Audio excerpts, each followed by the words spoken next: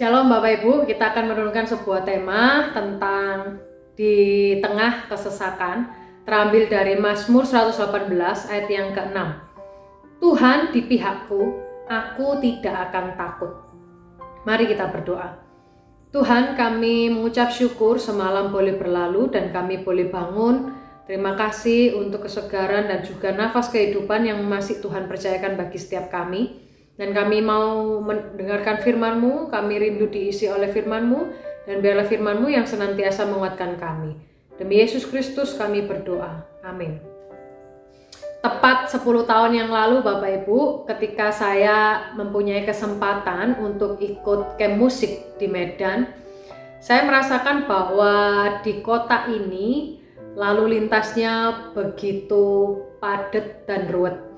Saya berpikir bahwa Surabaya itu sudah tidak nyaman bagi saya, tetapi ternyata Medan itu juga kota yang sangat-sangat ruwet, persimpangan dan juga jalan yang harus dilalui. Nah, saya ketika menyeberang itu menunggu banyak kendaraan untuk lewat dulu. Kalaupun ada simbol bunyi yang tet untuk kita bisa menyeberang, ternyata itu tidak mempan Bapak Ibu ya. Lalu lintasnya para kendaraan yang berlalu lalang itu tetap aja maju tanpa mempedulikan pejalan kaki. Nah Bapak Ibu, semerawut apapun lalu lintas di persimpangan yang berbahaya, mengarungi kehidupan yang rumit itu tentu jauh lebih mengerikan ya.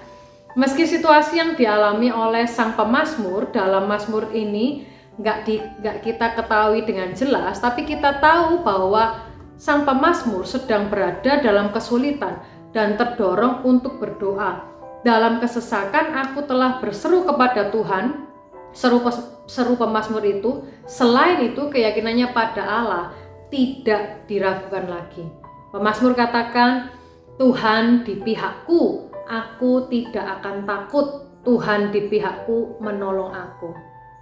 Nah Bapak Ibu, lazim bagi kita Bapak Ibu untuk kita ini merasa takut ketika kita ini harus pindah kerja, ketika kita harus pindah sekolah, atau kita juga pindah tempat tinggal.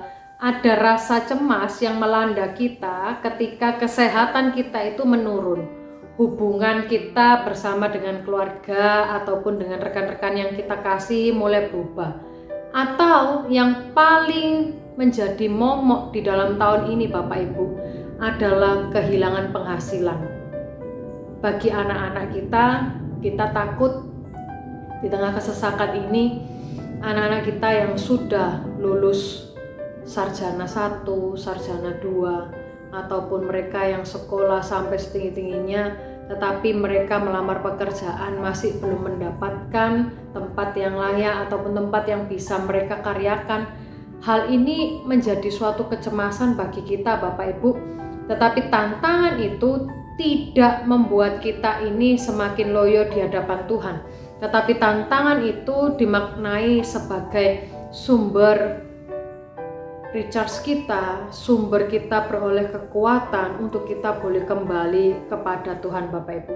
Saat kita berada di dalam kesesakan, kiranya kita ini semakin tekun berdoa di dalam hadirat Tuhan Bapak Ibu. Karena pemazmur mengatakan bahwa dorongan bagi setiap kita orang percaya ketika kita menghadapi suatu ancaman bahkan maut pun, kita ini memiliki iman di dalam Kristus dan di dalam Tuhan.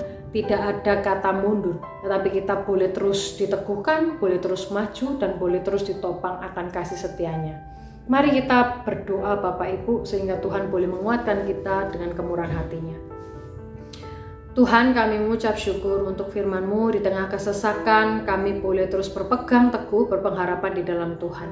Kami memohon kiranya kemurahan hati Tuhan yang senantiasa berbelas kepada setiap kami dan setiap rekan saudara kami, keluarga kami, dan juga orang-orang yang terkasih di dalam hidup kami.